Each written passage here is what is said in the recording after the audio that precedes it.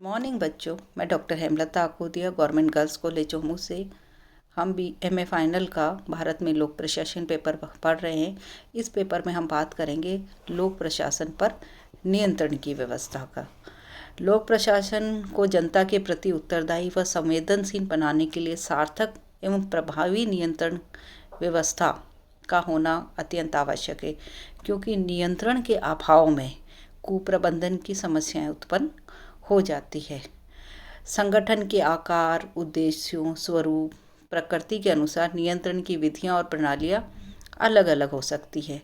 लोक प्रशासन पर नियंत्रण के प्रमुखतः दो उद्देश्य। पहला, वित्तीय संसाधनों का दुरुपयोग रोकना। दूसरा, संविधान, कानून, नीतियों और निर्धारित नियमों के अनुरूप प्रशासनिक कार्यों का संचालन करना। सामान्यतः वित्तीय नियंत्रण के लिए वित्त मंत्रालय, नियंत्रक एवं महालेखा परीक्षक तथा संसदीय प्रक्रिया और समितियां महत्वपूर्ण भूमिका निभाती है। लेकिन समग्र लोक प्रशासन के पर नियंत्रण हम 3 प्रकार से कर सकते हैं। पहला है संसदीय नियंत्रण, दूसरा कार्यपालिका नियंत्रण, तीसरा है न्यायपालिका नियंत्रण।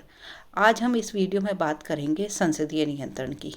भारत में राष्ट्रपति, लोकसभा तथा राज्यसभा तीनों से मिलकर संसद बनती है। ये आप पहले से ही जानते हैं। संसदीय नियंत्रण को ही हम विधायी नियंत्रण भी कहते हैं, क्योंकि देश की समस्त कानूनों या विधानों का निर्माण व स्वीकृति संसद के द्वारा ही प्राप्त होती है। संसदीय नियंत्रण 2 प्रकार का होता है। एक तो संसद की नियमित प्रक्रियाओं द्वारा नियंत्रण, दूसरा है संसदीय समिति द्वारा नियंत्रण। अब इसमें पहले नियंत्रण की हम बात करते हैं, संसद के नियमित प्रक्रियाओं द्वारा नियंत्रण। लोकतांत्रिक शासन प्रणाली में विधायी नियंत्रण एक महत्वपूर्ण साधन है, जो सरकार के कानूनों, नीतियों तथा बजट की स्वीकृति के अतिरिक्त अन्य कई तरीकों से लोक प्रशासन को सजग, सक्रिय और जवाबदेह बनाए रखने में सहायक है। प्रत्येक देश, विशेषतः संसदीय लोकतांत्रिक प्रणाली में विपक्षी राजनीतिक पार्टियां सत्तारूढ़ सरकार को आए दिन कटघरे में खड़ा कर संतोषजनक उत्तर मांगती है, क्योंकि वास्तव में कार्यपालिका सदन के प्रति जवाबदेह होती है। भारतीय संसदीय शासन प्रणाली में कुछ ऐसी प्रक्रियाएं अपनाई जाती है जो कि लोक प्रशासन को नियंत्रित करती है, जिसमें सबसे पहले आता है राष्ट्रपति का अभिभाषण। संसद का प्रत्येक नया अधिवेशन राष्ट्रपति के अभिभाषण से प्रारंभ होता है। इस अभिभाषण में जो सत्तारूढ़ दल होता है उसकी नीतियों, मान्यताओं, कार्यक्रमों, सफलताओं तथा अन्य क्रियाकलापों का वर्णन किया जाता है। इस अभिभाषण में के धन्यवाद प्रस्ताव पर वाद विवाद करने के लिए सामान्यतः 4 दिन का समय निर्धारित किया जाता है। विपक्षी दलों के सदस्य सरकार के कार्यकरण और नीतियों की आलोचना करने तथा समसामयिक समस्याओं को उजागर करने में पर्याप्त रुचि प्रदर्शित करते हैं, क्योंकि अभिभाषण में सत्तारूढ़ दल की कार्यशैली का वर्णन होता है, जिसमें अनेक बिंदु ऐसे माने जाते हैं जिन पर पर्याप्त चर्चा हो जाती है। इस अभिभाषण पर धन्यवाद प्रस्ताव पारित होता है। सरकार द्वारा लाया जाने वाला यह प्रस्ताव सामान्यतः पारित हो जाता है। दूसरा है बजट पर चर्चा। वित्त मंत्री आम बजट को लोकसभा में प्रस्तुत करने के पश्चात पर्याप्त चर्चा एवं वाद विवाद होता है, क्योंकि वार्षिक आय व्यय का ब्यौरा देश के आर्थिक विकास को सर्वाधिक प्रभावित करता है। बजट पर कटौती प्रस्तावों के माध्यम से सरकार की आलोचना की जा सकती है। वित्त विधेयक पर चर्चा के द्वारा करों के बोझ को कम करवाया जा सकता है।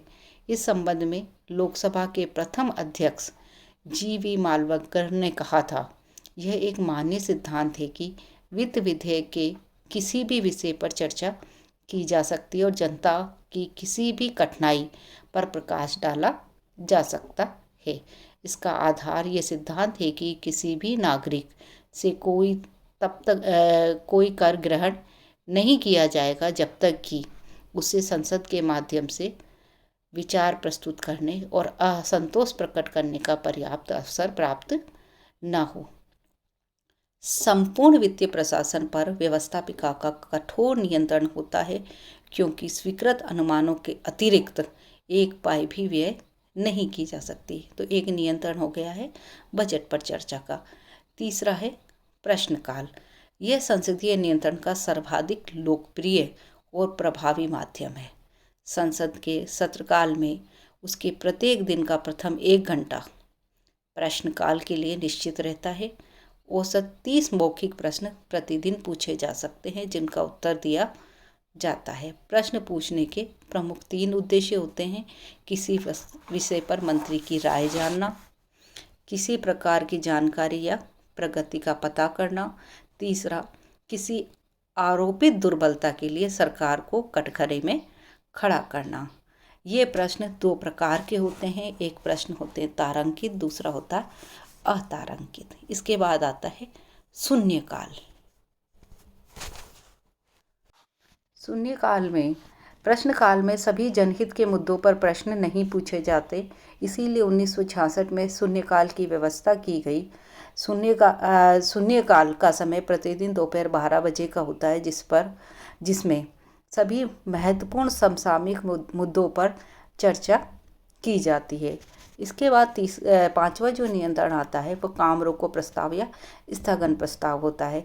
जब भी किसी विशेष मुद्दे पर बहस करनी होती है तो सामान्यतः दोपहर 12 बजे से पूर्व अध्यक्ष से काम रोको प्रस्ताव की अनुमति मांगी जाती है विपक्ष के द्वारा।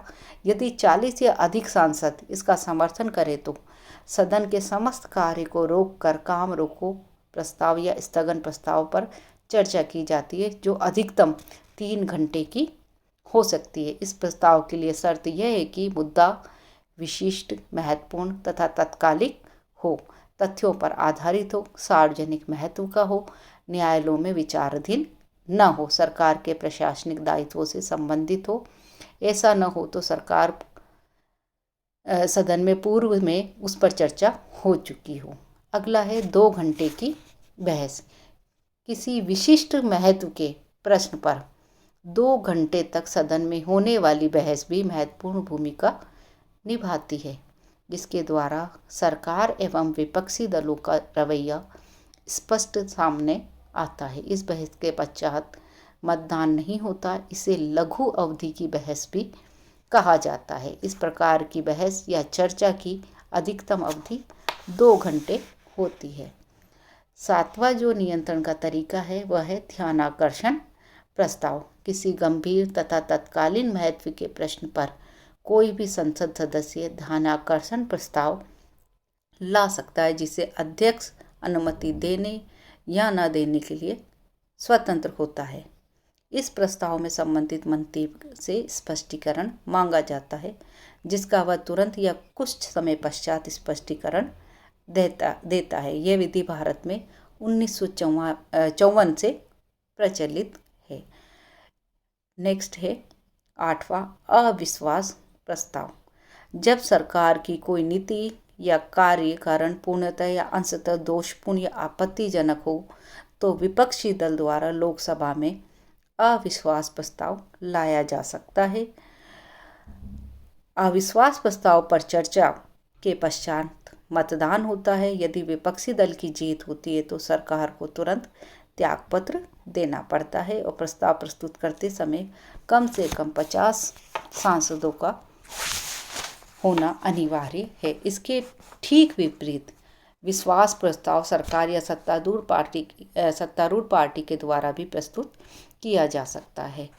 एक है निंदा प्रस्ताव। निंदा प्रस्ताव सरकार को उसकी किसी नीति या कृत्य के लिए घेरने हेतु लाया जाता है। निंदा प्रस्ताव से संबंधित सभी चर्चाएं सरकार के लिए प्रत्यक्षतः संकट उत्पन्न नहीं करती, बल्कि एक सचेत नियंत्रण का कार्य करती है। 10वां जो नियंत्रण का तरीका है वह है विधेयकों पर बहस। संसद में प्रस्तुत होने वाले प्रत्येक विधेयक या बिल को पारित करने से पूर्व उस पर कई बार वाचन एवं बहस होती है।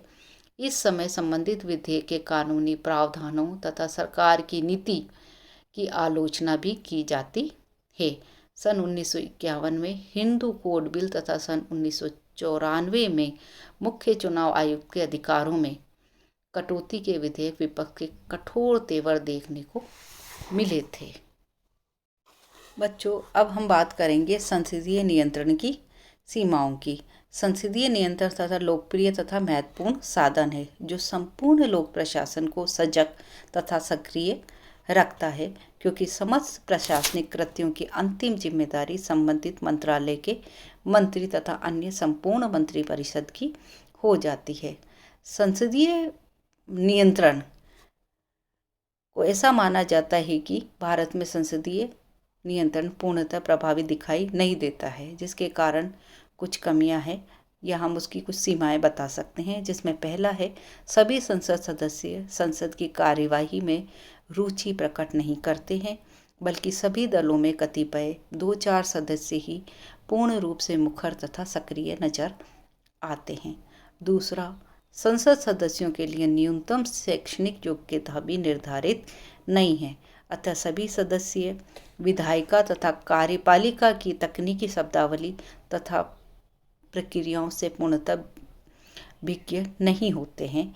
ऐसे में कई बार स्वतः ही अरुचि हो जाती है। अधिकांश सदस्य दलीय राजनीति के संकीर्ण दायरे से बाहर नहीं आ पाते हैं, अतः पूर्ण सक्रियता तथा उद्देश्यपरकता लुप्त हो जाती है। चौथा है, प्रचंड बहुमत के समय सरकार के सम्मुख विपक्षी दलों की स्थिति अत्यंत कमजोर हो जाती है। जैसा कि वर्ष 1984-85 में 8वीं लोकसभा के लिए हुए चुनावों में 508 स्थानों में से 401 पर जब कांग्रेस विजयी रही, तो ऐसी स्थिति में जबकि सत्तारूढ़ दल के पास 3/4 से भी अधिक बहुमत है, वो तो संसद को में विपक्ष की सक्रियता हमें काफ़ी कम नज़र आती है। नेक्स्ट जो सीमा है वह है, नीति निर्धारण एवं कानून निर्माण में लोक सेवक ही सक्रिय भूमिका निभाते हैं। ऐसी स्थिति में विधायिका की भूमिका गौण हो जाती है। प्रदत्त व्यवस्थापन के कारण भी संसद की शक्तियाँ कम हुई है। अगला जो है वह है, सांसदों के पास वित्तीय, प्रशासनिक, तकनीकी तथा विधिक विषयों से संबंधित दक्षता का अभाव रहता है, अतः कई बार पूर्ण सहभागिता प्रकट नहीं होती है। नेक्स्ट जो सीमा है वह है, वैधानिक प्रावधानों के अनुसार संसद कोई नया कर नहीं ला सकती, बल्कि कार्यपालिका द्वारा प्रस्तुत करों में कटौती कर सकती है। इस प्रकार की स्थिति में बजट संबंधी प्रावधान प्रायः ज्यों के त्यों पारित कर दिए जाते हैं। अगली जो सीमा है वह है, भारतीय विधानमंडलों में विगत 1 दशक से आ रही नैतिक गिरावट के कारण कतिपय जनप्रतिनिधियों का व्यवहार नितांत गैर जिम्मेदाराना तथा अलोकतांत्रिक होता जा रहा है। ऐसे में जब संसद स्वयं नियंत्रण नहीं कर पाती तो वह प्रशासन को किसी प्रकार से संसद जब स्वयं ही नियंत्रित नहीं होती तो वह प्रशासन को भी नियंत्रित नहीं कर पाती है। अगली जो सीमा है वह संसद में पूछे गए कई प्रश्नों के उत्तर 10-11 वर्षों के पश्चात प्राप्त होते हैं। ऐसे में ये प्रश्न उठता है कि संसदीय नियंत्रण का प्रभाव न्यून है। कई बार दलीय भावना से ग्रस्त अनावश्यक प्रश्न भी सदन में पूछे जाते हैं, जिनमें मुख्यालय से लेकर क्षेत्रीय प्रशासनिक इकाइयों तक मचने वाली हड़बड़ी में लाखों रुपए निरर्थक व्यय भी हो जाते हैं। अगली जो सीमा है वह है, सामान्यतः विधायिका का बड़ा आकार होता है, अतः अव्यवस्था तथा अनुशासनहीनता की प्रवृत्ति भी अधिक प्रभावी दिखाई देती है। नेक्स्ट जो है वह है, बजट की स्वीकृति तथा कतिपय अन्य अवसरों पर मुखबंद पारित प्रस्तावों की परंपरा से लगता है कि ही नहीं है कि विधायिका अपनी भूमिका गंभीरता से निभाती है। अगला जो सीमा है वह है, सरकार द्वारा अध्यादेश जारी करने की प्रवृत्ति के चलते कानून निर्माण में विधायिका की भूमिका सीमित हुई है। नेक्स्ट जो अंतिम है वह है, वित्तीय नियंत्रण के क्रम में संसद अल्प प्रभावी दिखाई देती है, क्योंकि वित्तीय कार्य, बजट प्रस्ताव या अनुदान मांगों अपने आप में जटिल तथा तकनीकी प्रकृति की होती है।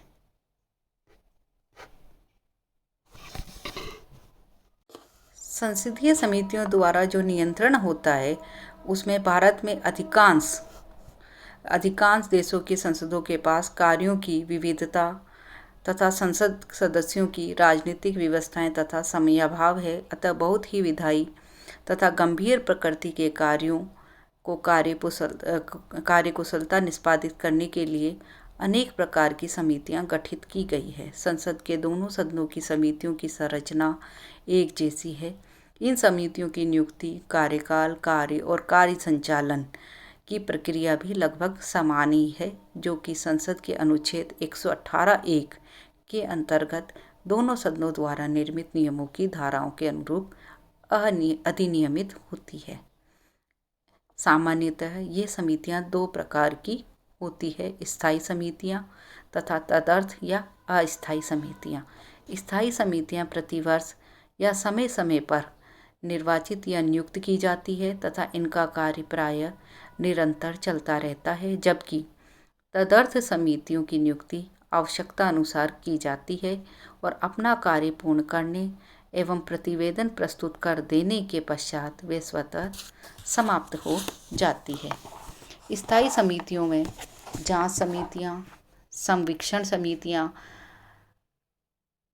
समितियां, सदन के दैनिक कार्य से संबंधित समितियां, अनुसूचित जातियों तथा जनजातियों के कल्याण संबंधी समिति, सदस्यों की सुविधाएं प्रदान करने संबंधी समितियां, सामान्य प्रयोजन समिति, आवास समिति, संसद सदस्यों के वेतन भत्तों संबंधी समिति, लाभ के पदों से संबंधित संयुक्त समिति, पुस्तकालय समिति तथा अन्य महिलाओं के अधिकार संबंधी समिति प्रमुख है। सन 1953 में प्रवर्तित सरकारी आश्वासनों संबंधी समिति बहुत महत्वपूर्ण स्थान रखती है।